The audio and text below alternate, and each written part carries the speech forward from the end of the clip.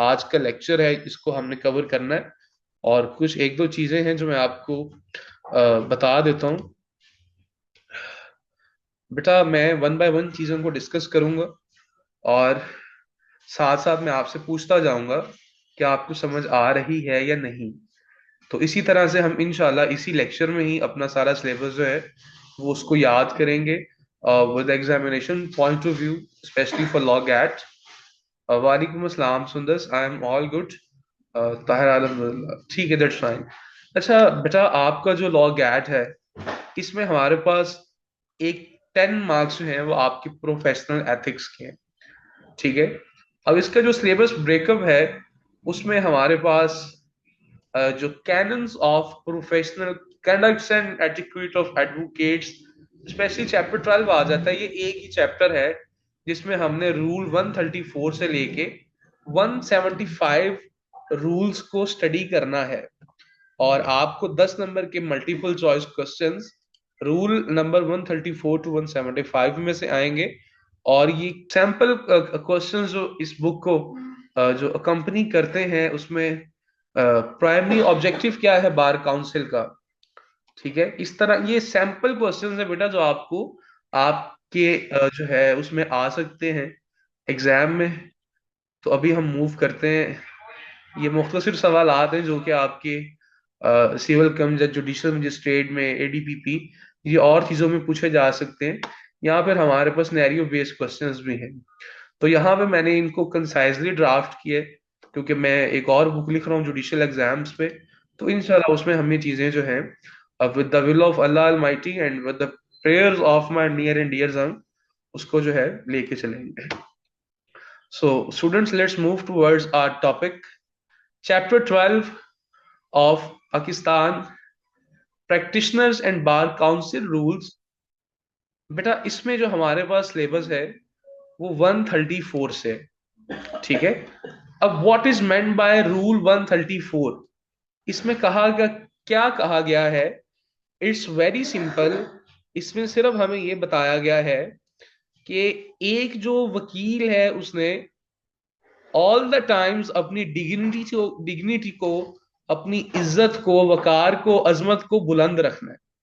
जो और इसके साथ सिर्फ अपनी ही नहीं, इवन हो कि जो उसकी पेशा वराना इज्जत है of his profession as well as his own dignity and high standing as a member thereof। तो सबसे पहले जो है ये हमारा रूल 1 था। उसके बाद आगे फर्दर डिस्कस करते हैं। हम जाते हैं जी, हमारा जो रूल 135 है इसमें क्या कहा गया है?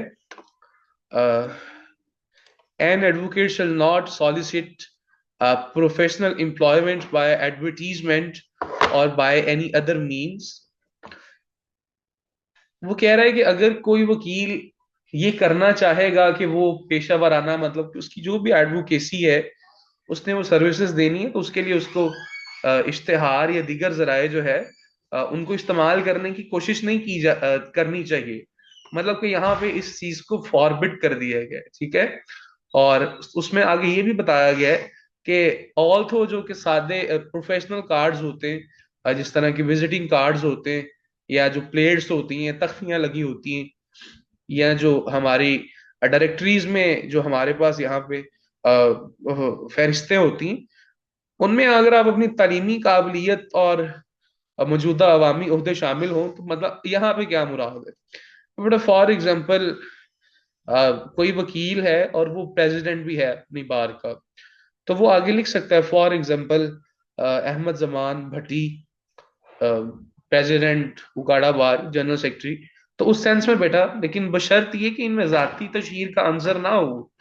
उसने फिर बता दिए एक और चीज को यहाँ पे फॉरवर्ड किया है। ठीक है।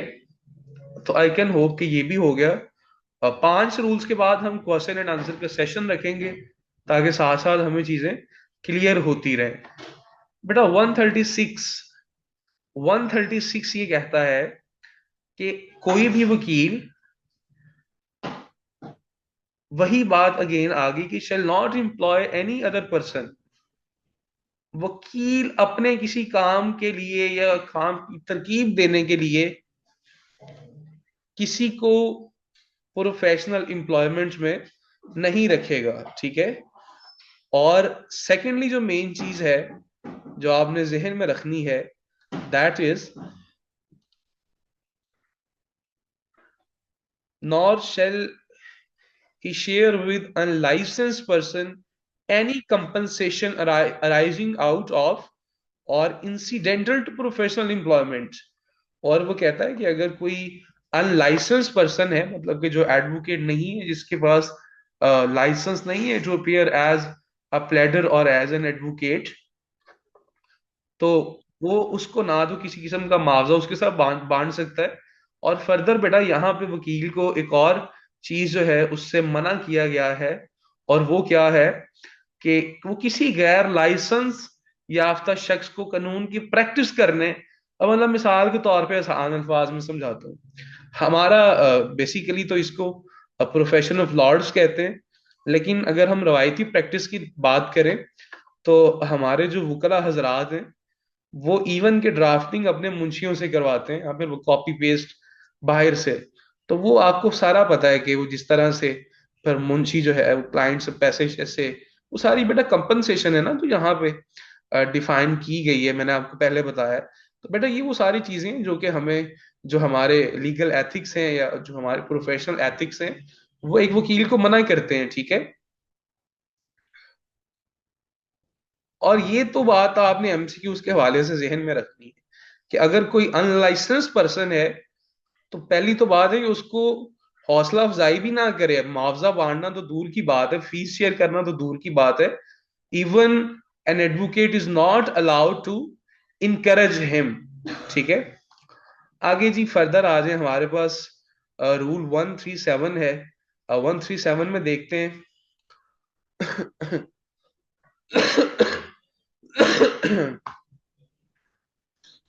बेटा 137 में एक चीज कही गई है कि अगर कोई भी लॉयर है, कोई वकील है, अगर वो प्लेड कर रहा है, तो जो उसकी अपोजिट पार्टी है उसके साथ अगर कोई भी सब्जेक्ट ऑफ कंट्रोवर्सी है, तो वो दूसरी जो उसका अपोजिंग काउंसिल है, अपोजिंग काउंसिल से मुराद है बेटा मुखालिफ वकील। वैसे तो आई डोंट थिंक सो कि मैं उर्दू लिख पाऊंगा ये माउस से, लेकिन आप लोग जो है वो इसको याद रखिएगा। अपोजिंग काउंसिल वो कहता है कि उसकी कॉन्सेंट के बगैर, उसकी इजाजत के बगैर आप ना तो किसी भी सब्जेक्ट ऑफ कंट्रोवर्सी को, यानी कि जो तनाज़ा मसला है उसको डिस्कस करें विद अ पार्टी, उस पार्टी के साथ जो कि अपोजिंग काउंसिल की, जिस पार्टी का अपोजिंग काउंसिल आपके साथ before the court of law कि इसको कॉन्टेस्ट कर रहा है, ठीक है। तो ये बेटा हमारे पास 137 था। आगे हम आते हैं जी, हमारे पास रूल 138 है। पहले तो ये मना किया गया है ना कि एक वकील ने, जो उसकी दूसरा अपोजिंग काउंसिल है, जो दूसरी उसकी पार्टी है, उसके क्लाइंट्स के जो, मतलब इन केस के डिफेंडेंट्स हैं, रिस्पोंडेंट्स हैं, वॉट एवर दे आर, एक तो उनसे बातचीत नहीं करनी।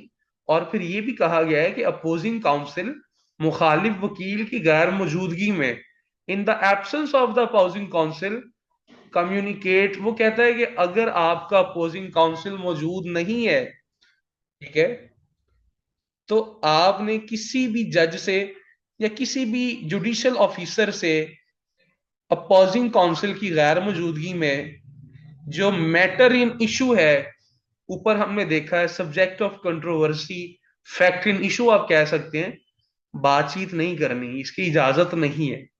लेकिन अगर आपने तहरीरी तौर पे जज साहब से राब्ता करना है, मतलब तहरीरी तौर से मुराद है कि आपने कोई एप्लीकेशन मूव करनी है, जो बच्चे प्रैक्टिस करते हैं उन्हें पता है।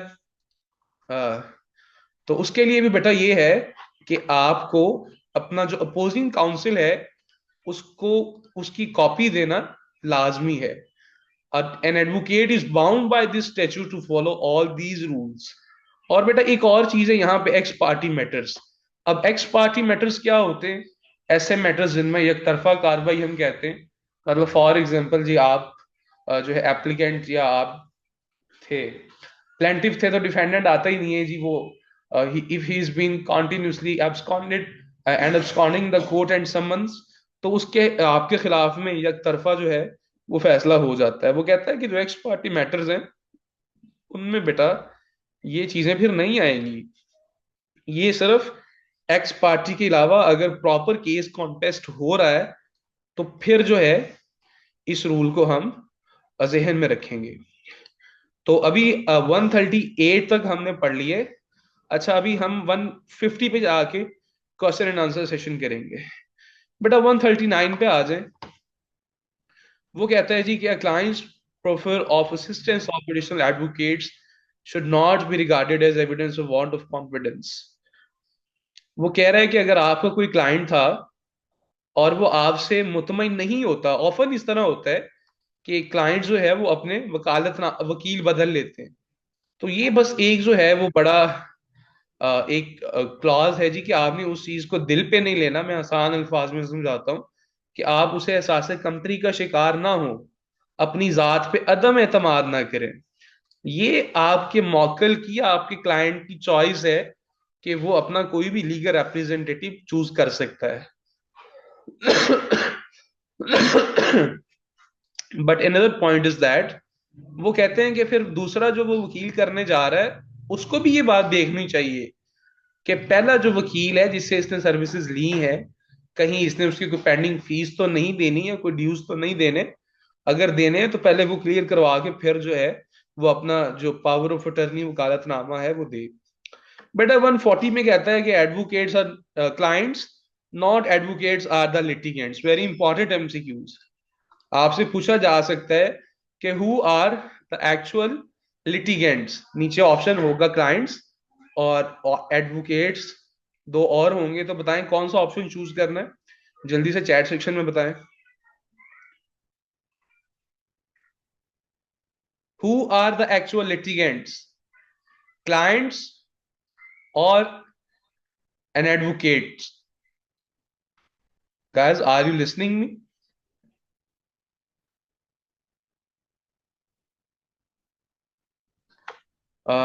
कंफर्म करें कि मेरी आवाज आ रही है। एडवोकेट ताहिरा, आपने गलत इसको अंडरस्टैंड किया है बेटा, मैं आपको दोबारा बता देता हूँ। वो कहता है कि क्लाइंट्स लिटिगेंट्स कहते हैं जो लिटिगेशन करता है। वो ये कहना चाह रहा है कि लिटिगेंट जो है वो क्लाइंट है, आप खुद नहीं है। बात करने का मकसद ये है कि बेटा आपने जाती मैटर में रह के नहीं, एक अगर कोई क्लाइंट आ गया है तो आप उसके साथ पर्सनल हो जाएं, आप खुद ही लिटिगेंट बन जाएं। आपकी जो भी दूसरी अपोजिंग पार्टी है आप उसके खिलाफ जो है वो एक तासुब ले जाएं, या जो डिमनर टुवर्ड्स ईच अदर और toward the parties in the case लिखा हुआ है यहाँ पे। ठीक है। और दूसरा ये है कि वकला को जाती इख्तलाफात से गुरेज करना चाहिए। और ये वो हमारे इस प्रोफेशन की हाईनेस है कि हम एक दूसरे का जितने भी यहाँ पे मेरी लीगल फ्रेटर्निटी में से लोग बैठे हैं, जो मेरे ब्रदर यहाँ पे लॉ ग्रेजुएट्स हैं, एडवोकेट्स हैं और जो तैयारी कर रहे हैं एग्जाम्स की, उन सबको पता है कि हम हमारी जो हाईनेस है इस प्रोफेशन की वो यही है कि इसमें यूनिटी बहुत है। इसमें एक दूसरे के लिए हम स्टैंड लेते हैं।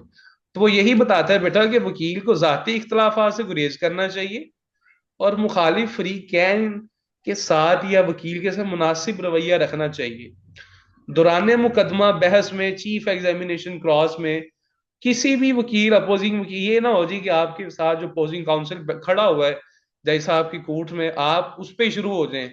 मिसाल के तौर पे मैं आपको इलस्ट्रेशन देता हूं, आपको समझ अभी आ जाती है। पार्टिसिपेंट्स हैं जी हमारे पास यहाँ पे। इसरा अवान, इसरा अवान जी एक एडवोकेट है, ये काउंसिल है। और माहा खान जो है वो अपोजिंग काउंसिल है। अब ये दोनों आपस में जो है वो बहस कर रहे हैं, आर्गुमेंट्स कर रहे हैं। और अगर इसरा वहां पे ये कहना शुरू कर दे कि अपोजिंग काउंसिल तो है ही इस तरह का, ये बुरा है, इसमें ये बुराई है, तो बेटा this is not the way. अगर आप ऐसे करेंगे तो ये कंटेम्प्ट भी होगी और ये वॉयलेशन भी होगी इस कोड की। ठीक है। अच्छा बेटा आगे जो है हमारे पास है 141। वो कहता है कि अगर आप किसी को अपनी लीगल सर्विसेज दे रहे हैं, ठीक है,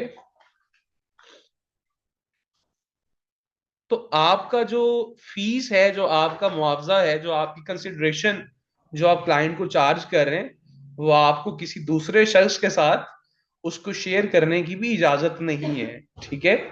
और आप इस सूरत में ये काम कर सकते हैं कि जब दो वकला के साथ आपस में उनका कोई मायदा हुआ हो, अब आप कहेंगे सर मायदा इधर कौन वकील एक दूसरे से एग्रीमेंट करता है, तो बेटा ये चीज आपने जहन में रखनी है, जो जुडिशियल एस्पिरेंट्स है, बेटा promise is also known as an agreement, ठीक है, नॉरल प्रॉमिस।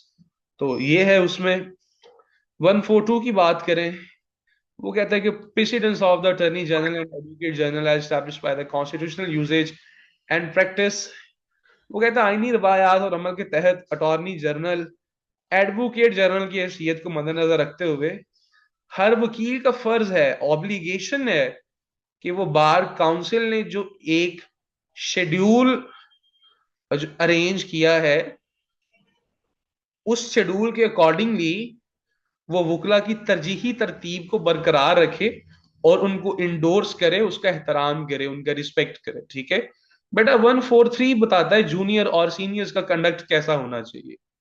जूनियर और कम उम्र वकला जो नए जाते हैं, आप लोग जो ग्रेजुएट्स हैं अभी जाएंगे इंशाल्लाह कोर्स में, तो बेटा always you should must have to respect your seniors, उनको एहतराम करें, उनके साथ इज्जत से पेश हैं।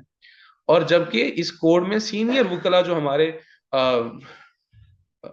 हमारे सीनियर एसोसिएट्स होते हैं, उनको भी कहा गया कि जरा शाइस्ता रहें अपने जूनियर्स पे, नरमी से पेश आए, because it is the most suitable and professional way. और सेकेंडली अपने जूनियर साथियों के लिए मददगार भी हूँ। अब बेटा होता कि एक और मिसाल देता हूँ, अक्सर ये होता है कि बच्चे जाते हैं जी लॉ चैम्बर को ज्वाइन करते हैं लॉ सीखने के लिए, और वहां पे सीनियर्स क्या करते हैं जी, 3 साल तक बच्चों से फाइल्स उठवाते हैं, आपको सिखाते ही नहीं है, आपसे चाय लेके आओ, ये करो वो करो।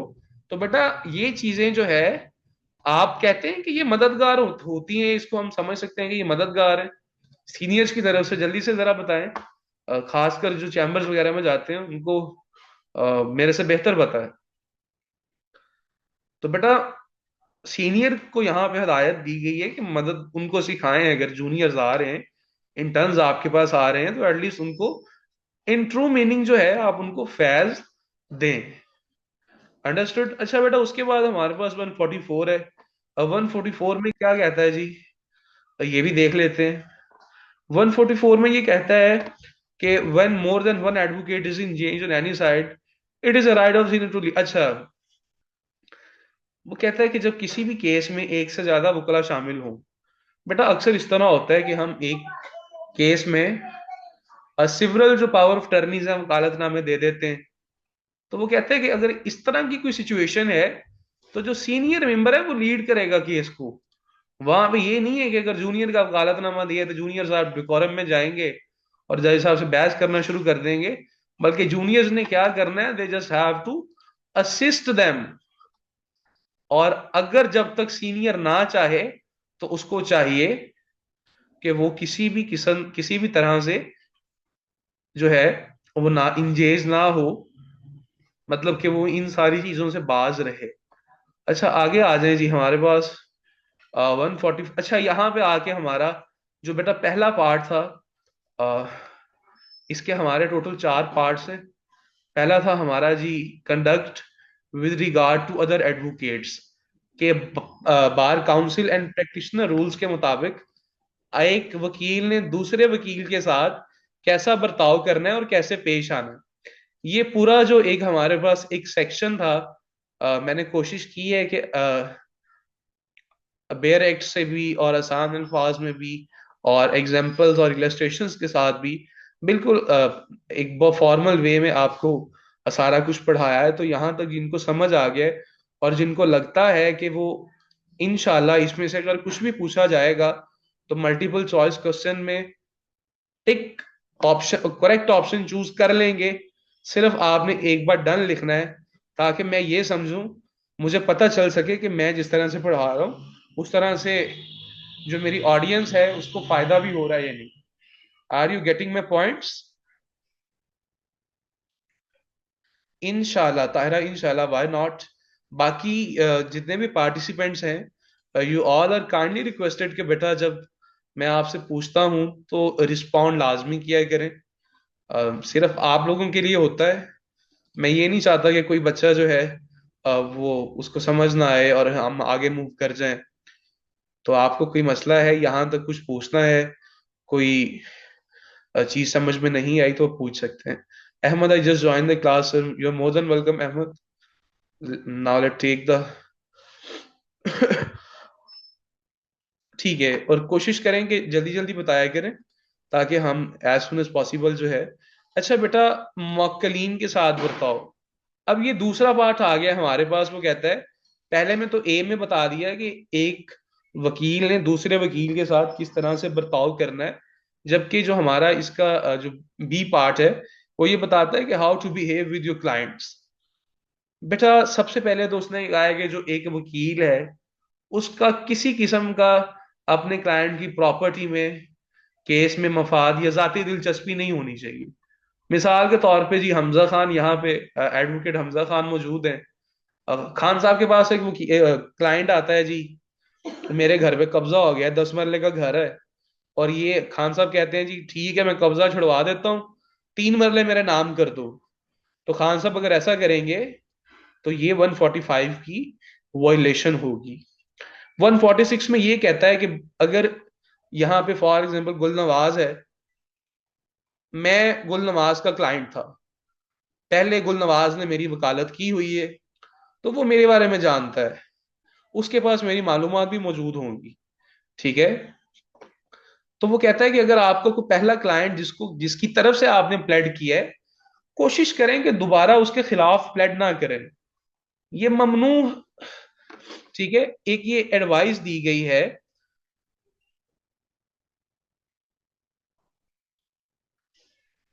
वकील को किसी मौकल या साबका मौकल के खिलाफ केस कबूल नहीं करना चाहिए। इसमें बेटा ये प्रोहिबिशन है, एमसीक्यूज भी बनता है कि कौन किसके खिलाफ केस नहीं कबूल करना चाहिए। ठीक है। और खास कर दी जो मामलात हों, खैर easy, I hope you can understand. Next पे मूव करते हैं हमारे पास। अच्छा जी, हमारा जो है रिमेनिंग टाइम रह गया 10 मिनट। इसके बाद हम इंशाल्लाह दोबारा से एक क्लास अरेंज करेंगे और हम कोशिश करेंगे कि लीगल एथिक्स को आज जहां तक हो सकता है वाइंड अप करें। बेटा 147 में आ जाएं। वो कहता है कि वकील को किसी केस को कबूल करने से पहले मुखालिफ फरीक से अपनी रिश्तेदारी अगर कोई हो, दिलचस्पी हो, तो जाहिर करना जरूरी है। क्या समझ आई?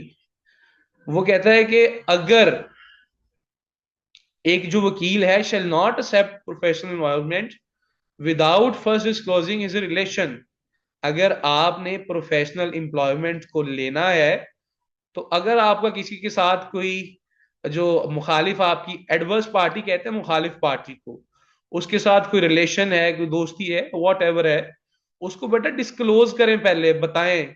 विदाउट डिस्क्लोजिंग नहीं आपने करना इस तरह की एम्प्लॉयमेंट में। अगर आप ये भी करेंगे तो ये भी आपका मिसकंडक्ट होगा और 147 की हम वायलेशन करेंगे। ठीक है।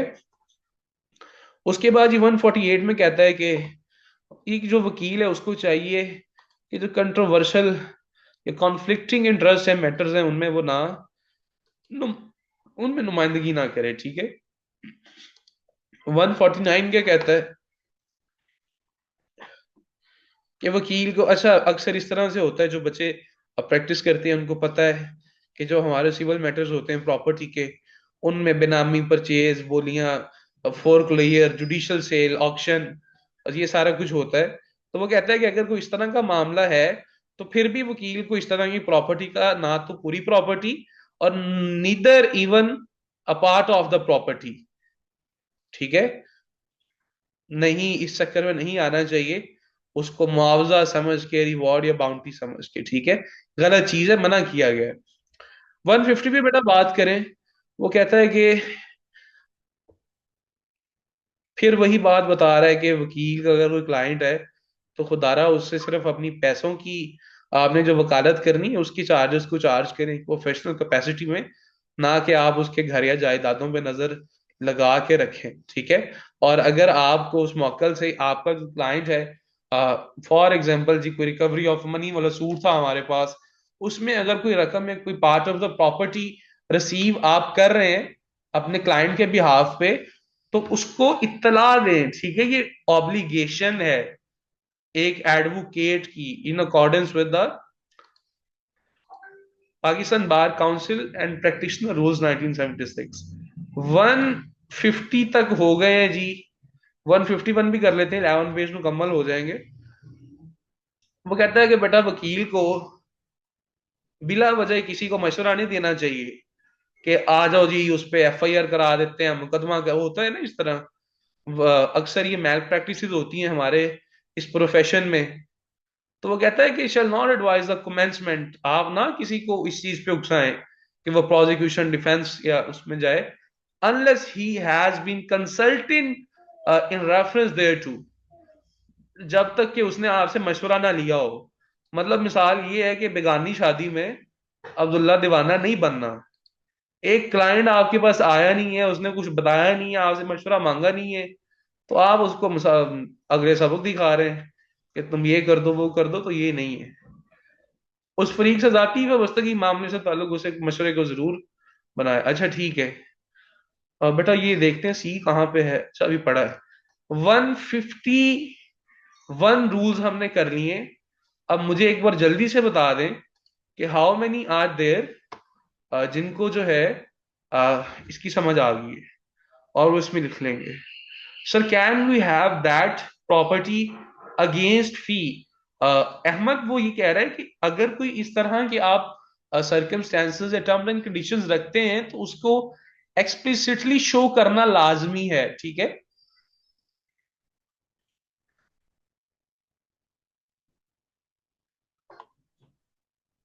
अगर आपने अगेंस्ट फी कोई चीज लेनी है तो उसके लिए पहले उसको क्लियरली जो है वो उसको वाज़ेह करें, उसमें कोई भी चीज ऑब्सक्योर ना रखें, कोई भी चीज हिडन ना रखें, ठीक है। That's why Ahmed that well Ahmed. Next है जी हमारे पास 152। वो कहता है कि एक वकील अपनी प्रोफेशनल कैपेसिटी में shall not advise the violation of any law. वो कहता है कि अगर आप वकील हैं तो कानून की खिलाफ वर्जी का मशवरा ना दें। फॉर एग्जाम्पल यहाँ पे अरूज असलम है। अरूज वकील है और सुंदस को कहती है कि सुंदस कोई मसला नहीं, मैं वकील हूं, तुम फायरिंग कर दो मैं संभाल लूंगी। तो बेटा ये आप क्या कर रहे हैं, आप वॉयलेशन ऑफ लॉ की एडवाइस कर रहे हैं, और एक वकील को ये चीज सख्ती से मना है। और ये रूल जो है, अगर आप किसी नेक नीति पे किसी को कोई मशवरा देते हैं, मतलब फॉर एग्जाम्पल कोई कानून गैर कानूनी कदम है, तो फिर जो है इसमें हमारे पास थोड़ी सी रिलैक्सेशन भी है, लेकिन अदरवाइज नहीं, ठीक है। ये वकील होने का हरगिज मतलब ये नहीं है कि आप दादागिरी शुरू कर दें आसान अल्फाज में। बेटा 153 कहता है कि it is a right of an advocate to undertake the defence of person accused of crime. वो कहता है कि अगर आपके पास डिफेंडेंट है जिसको आपने डिफेंस करना है, तो ये वकील का हक बनता है कि वो जिस शख्स पे इल्जाम लगाया गया है जुर्म का, regardless of his personal opinion, वो आपसे जो मर्जी कहता रहे। आपको वकीलों को अक्सर ये होता है, चैम्बर्स पे क्लाइंट्स हमें आके मशवरे दे रहे होते हैं, सर आप बाई ए बाई बी कर देंगे, आप ये कर दिए, आप वो कर दिए। वो कहते हैं बेटा उस चीज में नहीं आपने आना। Having undertaken such advocate is bound by all fair and honourable means. आपने फेयर रहना है, honourable, to present every defence that the law of the land permits. वकील आप हैं, लॉ ऑफ लैंड आप जानते हैं, आपका क्लाइंट नहीं जानता। सो इस तरह से आपने नहीं करना। 154 जो है बेटा, 154 में सिर्फ फीस का बताया गया है। ये जब फीस का अभी अहमद ने पूछा था, can we take fee against, I don't know what are this. हाँ हाँ, प्रॉपर्टी वाला। तो बेटा इसको जरा देख लें। वो कहते हैं कि जब फीस का तयन करना है तो जरा मुनासिब भी करें, ना तो ज्यादा बढ़ाएं और ना ही इस तरह करें जी कि 500 केस पढ़ लो। यकीन माने मैंने अपनी आंखों से देखा है कोर्ट्स में कि ऐसे लॉयर्स भी हैं जो कि चावलों की बोरी पे और 10 किलो आटे पे भी केस पकड़ते हैं।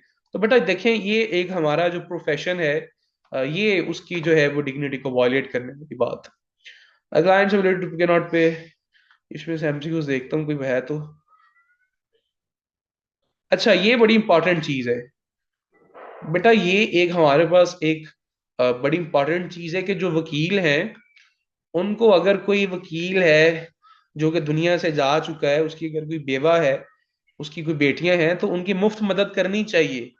यही तो हमारे प्रोफेशन का मजा है कि इसे प्रोफेशन ऑफ लॉर्ड्स कहते हैं। जो बच्चे प्रैक्टिस करते हैं आपको पता होगा कि जहाँ पे लॉयर्स के पर्सनल मैटर्स होते हैं वहां पे वकालतनामा नहीं आता। ये भी जो है वो हमारे रूल्स के खिलाफ है, और हम किसी भी वकील के खिलाफ दूसरा वकील प्लेड नहीं करता।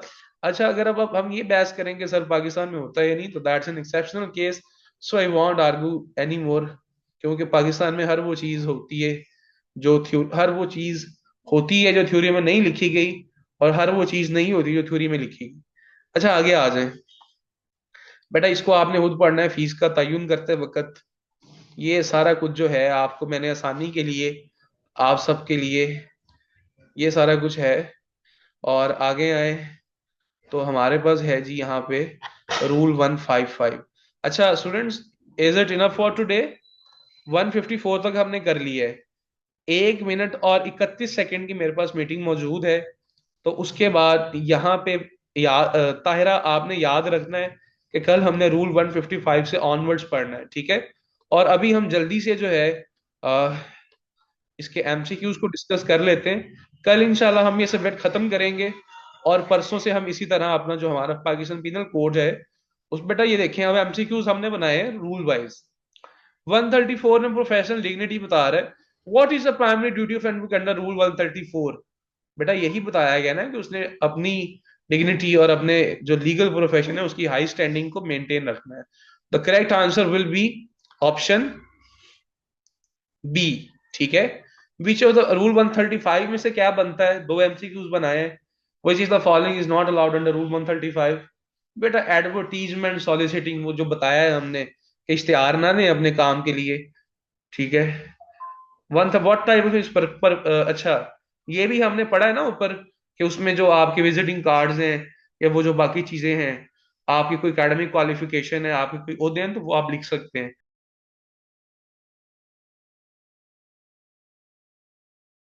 135 का एमसीक्यूज हमने कर लिया था।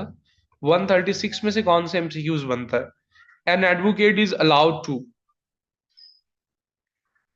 Decline work acquired through unlicensed activities. बेटा हमने वहां पे पढ़ा था ना कि कोई लाइसेंस होल्डर अगर नहीं है तो ना उसको हौसला अफजाई करनी है, ना उसको काम पे रखना है, ना उससे मुआवजा लेना है। जल्दी से बताएं, पढ़ा है ऊपर या नहीं? काइंडली मुझे बेटा आपका रिस्पॉन्स चाहिए। ये ऊपर पढ़ाया है मैंने इसलिए कि अब हमें यहाँ से पता चल रहा है कि एमसीक्यूज कैसे बनने हैं, और हम ये सिर्फ लॉग ऐड के लिए नहीं पढ़ रहे। इंशाल्लाह आप लोग जो है वो आने वाले वक्त में इंशाल्लाह अल्लाह ताला आपको बहुत कामयाबियां और तरक्कियां दें। आप लोग जो है वो अच्छे एक प्रोफेशनल लॉयर बने, लॉ को अच्छी तरह से अंडरस्टैंड करें। तो इस हवाले से जो है आपने बताना है। अच्छा बेटा आगे आ जाए, 137 में क्या कहता है? हमने यही देखा था कि रिप्रेजेंटेड पार्टी से कम्युनिकेशन कैसे करनी है, ठीक है? तो हमने कहा था जी मुखालिफ वकील की इजाजत लेनी है। पढ़ा था या नहीं? जल्दी से बताएं। और हमने ये भी पढ़ा था कि अगर रिटर्न में देना है जज साहब को, तो आपने जज साहब को दूसरे वकील को, अपोजिंग काउंसिल को उसकी कॉपी देनी है। अदरवाइज आप बाज रहे कम्युनिकेशन करने से। बेटा 138 में अच्छा हमने ये अभी अभी डिस्कस कर लिया है कि हमने 138 में कब इंटरेक्शन से जज करना है। Both A and B direct करता है। ओपन कोर्ट में during a contested matter, what is meant by during a contested matter? बेटा जब कंटेस्ट हो रहा है केस, तो ऑब्वियसली बात है ओपन कोर्ट में जो आपको अपोजिंग काउंसिल है वो मौजूद होगा। अगर वो मौजूद नहीं है तो ऊपर हमने देख लिया कि हमने कैनॉट कम्युनिकेट, वी कांट। और दूसरा हमने एक्स पार्टी में भी पढ़ा था कि बेटा एक्स पार्टी में जो है ये रूल्स फॉलो ही नहीं होते, एक्सेप्शन है। What is mandatory when submitting? अच्छा वो कहता है जी कि क्या चीज, अच्छा मैं इसको जरा स्क्रीन को, मेरा दिल कर रहा है कि मैं छुपा दूं जरा, और मैं पूछूं कि आप लोगों को समझ आती भी है या नहीं। अब आई डोंट नो शो हो रही है या नहीं। बेटा क्या पढ़ा था जल्दी से बताएं, कि अगर उसने जज के साथ कोई तहरीरी बातचीत करनी है तो क्या करना है उसने, क्या उसके पास उसके ऊपर ऑब्लिगेशन है? जल्दी से बताएं, इज देयर एनी बॉडी जिसको याद है? Yes Tahira, copy. A copy should must be provided to the opposing counsel. ठीक है, तो बेटा देखें यहां से आपको पढ़ के ये भी पता चल रहा है कि हम जब अदालतों में जाके आप लोग केसेस को प्लेड करेंगे, आप before the court of law आप जब प्रैक्टिस करेंगे, तो ये अगर आपको चीजें पता होंगी तो मेरे से लिखवा लें कि आपको oblige किया जाएगा, आपको रिस्पेक्ट दी जाएगी। ठीक है। अच्छा, आगे 139 में एडिशनल एडवोकेट्स में वो क्या कहता है, वो भी हमने पढ़ा है बेटा, कि a need for legal assistance due to case complexity. अगर आपको किसी वकील की मदद चाहिए तो फिर केस की कॉम्प्लेक्सिसिटी है, उसमें भी बेटा हमने ऊपर पढ़ा है ना कि उसके साथ फिर एग्रीमेंट और वो करें। और मैंने बताया था कि promise are also oral agreement and this and that. वो कहता है कि एक वकील को किसी भी काउंसिल से, को काउंसिल से कोलैबोरेट करने से कब बाज रहना चाहिए, जब ओरिजिनल वकील, पुराने वकील की फीस क्लाइंट ने ना दी हो, तो वकील को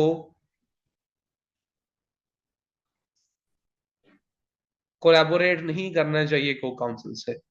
140 क्या कहता है जी, should avoid personal conflicts because, ये सारी ऑप्शन आ जाएंगे जहां पे हमने ये पढ़ा था ना कि advocates not clients are the litigants, उस सेंस में एमसीक्यूज है।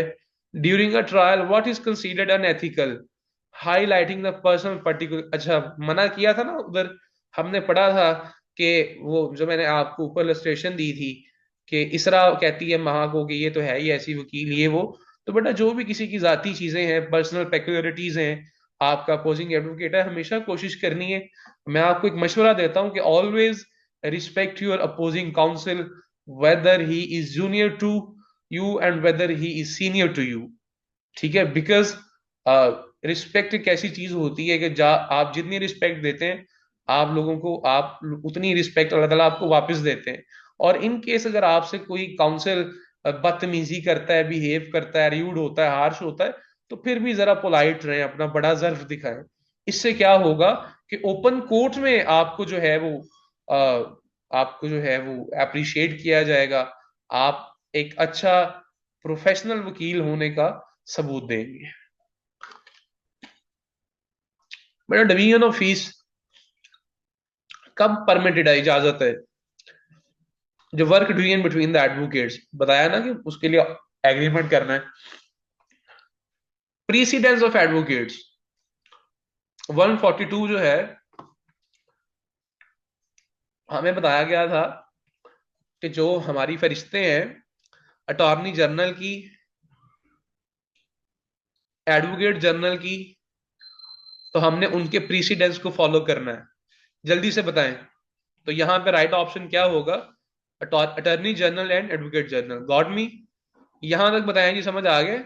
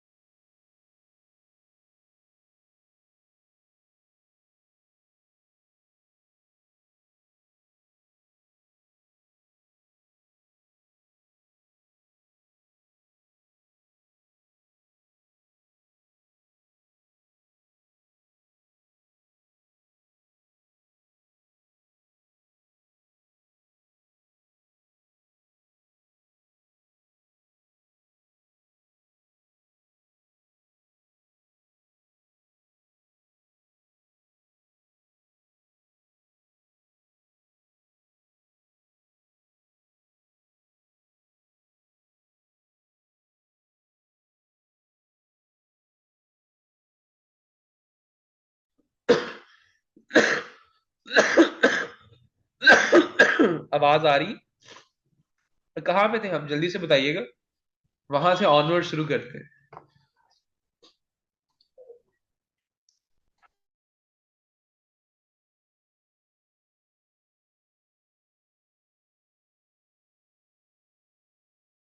Students kindly let me know हम कहाँ पे थे।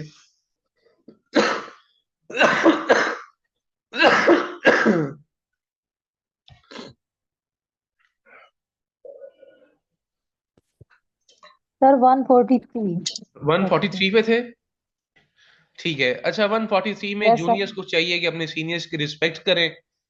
और सीनियर से हम क्या एक्सपेक्ट करते हैं कि कर्टियसनेस एंड मेंटोरशिप, कि अगर इंटर्न्स आ रहे हैं तो उनकी मेंटोरशिप करें, कोचिंग करें, उनको प्रैक्टिस सिखाएं, ना कि उनसे लफाफे उठाएं, दस्तावेजात उठाएं और चाय शाय पिलाएं। केस लीडरशिप था जी रूल 144 में। अगर एक से ज्यादा वकील होंगे, अच्छा आंसर में छुपाने की कोशिश करता हूँ, इसका मैं कुछ देखता हूँ अगर कुछ होता है। क्या हो सकता है, एरो लगा के देखते हैं। अच्छा मुझे ये बताएं आप लोग, छोड़ दें हर चीज को, कि हमने क्या देखा था कि जब एक से ज्यादा वकील पेश हो रहे हैं, जा रहे हैं, तो किसने केस को लीड करना है? जल्दी से बताएं। मोस्ट सीनियर जो वकील होंगे। Yes exactly, the most senior council. और जूनियर्स ने क्या करना है? वहां पे वेल बिहेव करना है। और unless otherwise asked by the seniors, उनको चाहिए कि वो रिस्ट्रेंट, वो रुके रहें, वो बाज रहें, ठीक है। Under what condition can a junior advocate lead a case? बताएं जी, पढ़ा ये नहीं कि जब उसे अनलेस रिक्वायर्ड, कि जब तक कि सीनियर एडवोकेट का कंसेंट उसकी मर्जी ना हो, interest adverse to client, property वाली बात आ गई। वो कहता है कि अगर क्लाइंट का केस है तो उसकी प्रॉपर्टी में ना इंटरेस्ट लें। मॉरली बेटा ये हमारे यहाँ पे ये जो लॉज हैं लिखे हुए हैं, मैं फिर बताता हूँ कि ये मुझे इस वजह से ये बहुत पसंद है। यहां से पता चलता है कि law is the profession of lords. What is the under rule 45 क्या प्रोहिबिटेड किया गया है? कि बेटा acquiring an adverse interest in the subject matter of a case, वही चीज है पहले।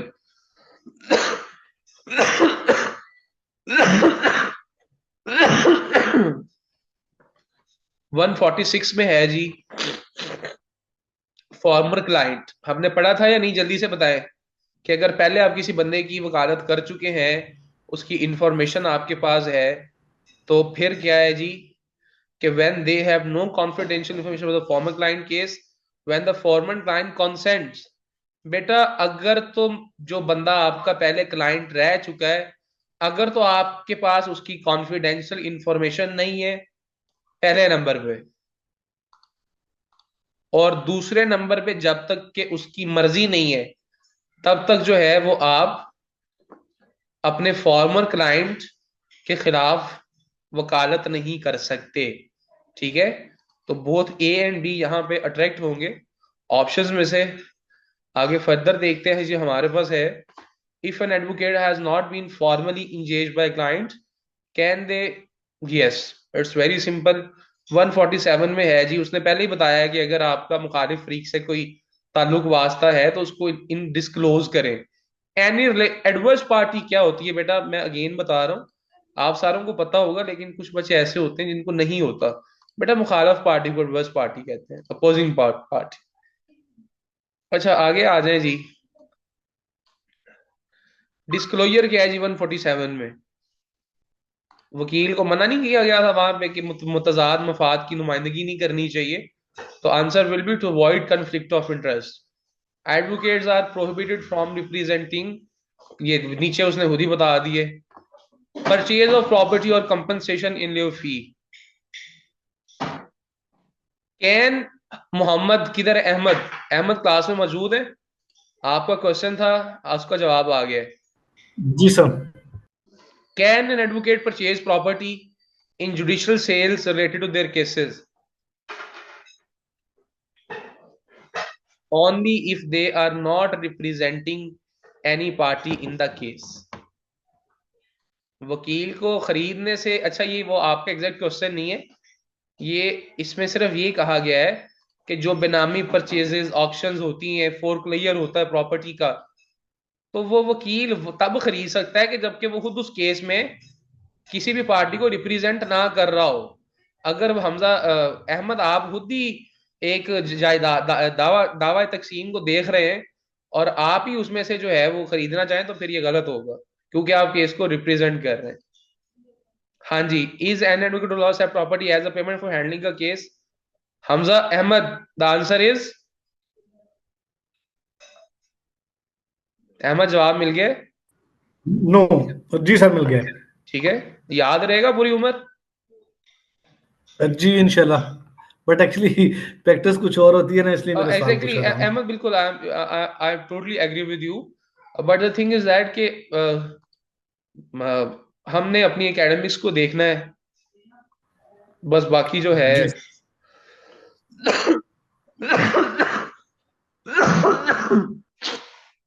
अच्छा, गाइस आगे 150 पे आ जाए। वो कहता है कि हमने देखा था ना कि जब वकील को अगर उसके क्लाइंट की कोई चीज, प्रॉपर्टी, कोई चीज मिलती, रिकवरी शिकवरी, तो immediately at the possible earliest convenience उसने क्या करना है? प्रॉम्प्टली मींस इमीडिएटली अपने क्लाइंट को इन्फॉर्म करना है।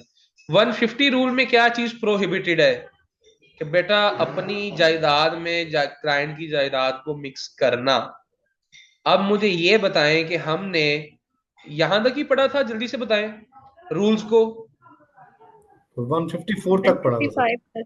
155 तक पढ़ा था, ठीक है। अच्छा, 151 में आ जाए जी, एडवाइजिंग प्रोसिक्यूशन और डिफेंस। वही बात जो मैंने की यहाँ पे कि ताहिरा अगर कहे फरियाल को, मैं वकील हूं, जाओ कब्जा कर लो फलाने घर पे, मैं देख लूंगी। तो बेटा ना तो आपने किसी को commencement of prosecution unless otherwise require और when the relation of party makes it proper. उसके बाद नीचे आ जाएंगे advice to violate the law, कभी भी नहीं देनी चाहिए। ये जो मैंने अभी बात की, ये तायरा वाली, when the advocate believes the law is invalid. एक शर्त है कि जब वकील के पास रीजनेबल, मतलब कि क्या कहते हैं, कि reason to, genuine reason to believe है कि law is invalid, unless otherwise advocate is not allowed to advise the violation of any law. ठीक है। 153 में डिफेंस ऑफ एक्यूज्ड, बेटा उसने ये कहा है कि the law and legal defences आपने करने हैं, ऐ नहीं वेखना कि क्लाइंट ਤੁਹਾਨੂੰ ਕੀ ਕਹਿੰਦਾ है कि ये कर दे वो कर दे, उस पर नहीं चलना। इंगेज बाय क्लाइंट वंस, वो कहता है कि अगर आप किसी क्लाइंट का डिफेंस कर रहे हैं, तो हमने ऊपर एक लफ्ज पढ़ा था बच्चों, लॉ ऑफ लैंड पढ़ा था। लॉ ऑफ लैंड से मुराद है कि मतलब कि हमारा जो भी है कानून है, आपने उनके मुताबिक उसका जो है लॉफुल डिफेंस करना है, एवरी लॉफुल डिफेंस। हर अपनी फीस ले रहे हैं तो उसको हलाल करें। 154 में फिक्सिंग फी है जी, undervaluing the services overcharge. वो कहता है कि किस चीज से अवॉइड करना चाहिए? बेटा मैंने ऊपर बताया था ना कि ना तो ये कहना है जी कि तलाक करवानी 2 लाख फीस ले आओ, और ना ये कहना है कि 5 किलो आटा आटा ले आओ तो केस चक लेना है, ये होता है। अहमद अहमद, आप प्रैक्टिस करते हैं कहीं?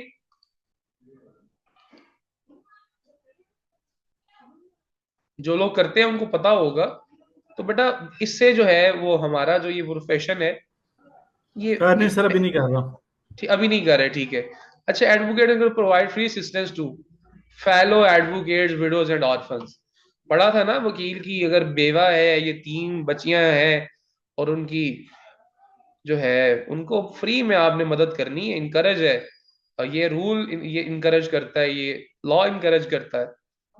अवॉइडिंग डिस्प्यूट्स ओवर 155 से पढ़ना है, ये यहां तक पढ़ लिया था? जल्दी से बताएं। सर यहाँ से पढ़ना था। यहां से पढ़ना था। तो चलते हैं जी दोबारा हम 155 पे। और 155 है जी हमारे पास। अच्छा मुझे ये बताएं कि आज के लिए इतना कि ज्यादा तो नहीं हो जाएगा?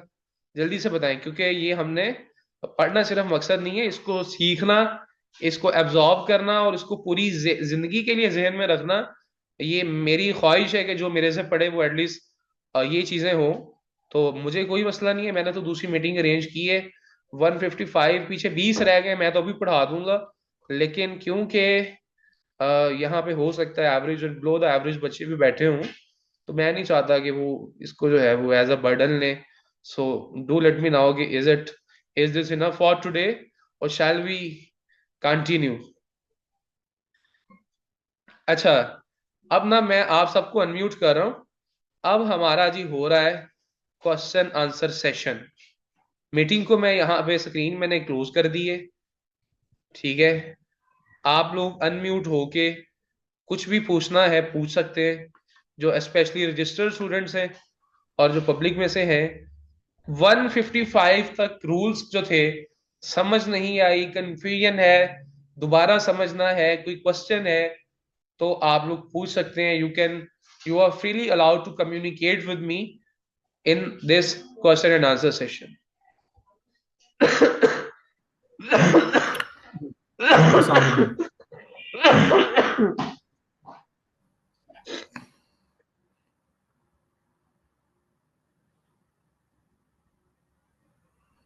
No sir, thank you so much, clear है और बहुत अच्छे तरीके से समझाया आपने। That's fine Tahira, thank you so much for your kind appreciation. आप मुझे ये बताएंगे आपको ये फाइल की एक्सेस मिल गई गूगल क्लासरूम्स में से? यस सर, मिल गई है। ठीक है, इंशाल्लाह जो है इसी तरह हम स्टेप बाय स्टेप जो है, जो हमारा लॉग एड का होल सिलेबस है, इंशाल्लाह हम इसी तरह से उसको जारी और सारी रखेंगे। और बाकी जी किसी का कोई और क्वेश्चन है? और अदरवाइज सर मैं जी जी। Okay sir. सर अहमद बात कर रहा हूँ। मैंने ये पूछना था कि मैंने आज मेरा फर्स्ट डे आज ही क्लास ज्वाइन की और आखिरी 15 रूल्स मैंने पढ़े हैं। और पहले वाले रूल्स उसकी मुझे कोई स्लाइड मिल सकती है या कोई रिकॉर्डिंग मिल अहमद, सकती है आप ताकि वो। रजिस्टर्ड स्टूडेंट है? जी जी बिल्कुल, जी आज मेरा बिल्कुल फर्स्ट डे है। अहमद, ये लेक्चर जो हमारा था आज का सारा रिकॉर्ड हुआ है, लेकिन इसमें ना राइट सर। थोड़ी सी एक चीज है कि ये जो हमारी टीम है, उनके जो एडिटर्स हैं उन्होंने लेक्चर को एडिट करके अपलोड करना होता है। The right meeting sir. Has been recorded thoroughly. तो विद इन अ डे और टू आपको ये प्रॉपर लेक्चर मिल जाएगा फ्रॉम रूल 1 टू जितना हमने अब तक पढ़ा है, ठीक है? इस हवाले से आपने ठीक है तो। परेशान नहीं होना। जो हमारे जी रजिस्टर्ड राइट। स्टूडेंट्स होते हैं, हम उनको रिकॉर्डेड लेक्चर्स की एक्सेस देते हैं, ठीक है? जी right sir. Right sir, thank you sir. You are welcome Ahmad ji. Is there any other question? Sundas, Sundas, आप तो लैट की स्टूडेंट्स नहीं है? फरयाल, शबीर अहमद क्वेश्चन कर रहे हैं, मैं बताता हूँ जस्ट अ सेकंड, एक्चुअली मुझे अस्वेयर कफ है।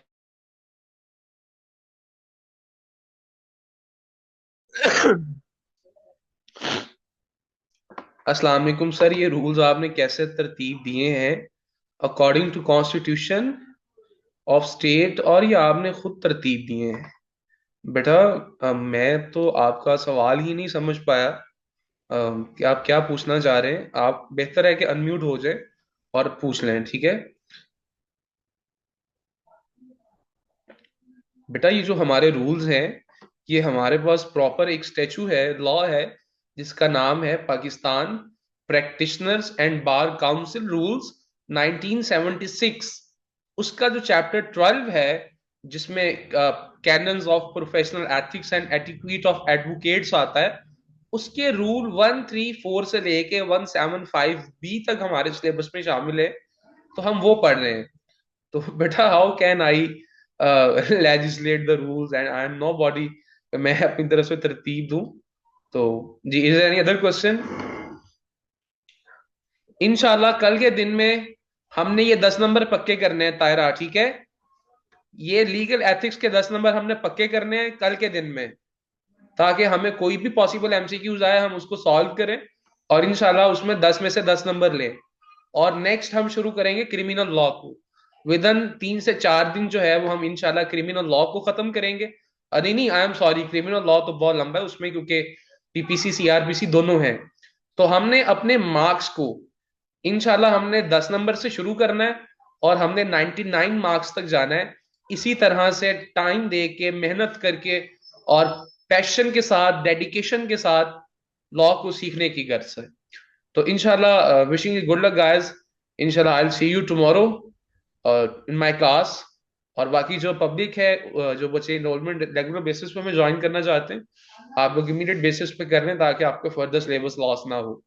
और किसी को कोई क्वेश्चन हो तो वो आफ्टरवर्ड्स मेरे से पूछ सकता है। Thank you sir.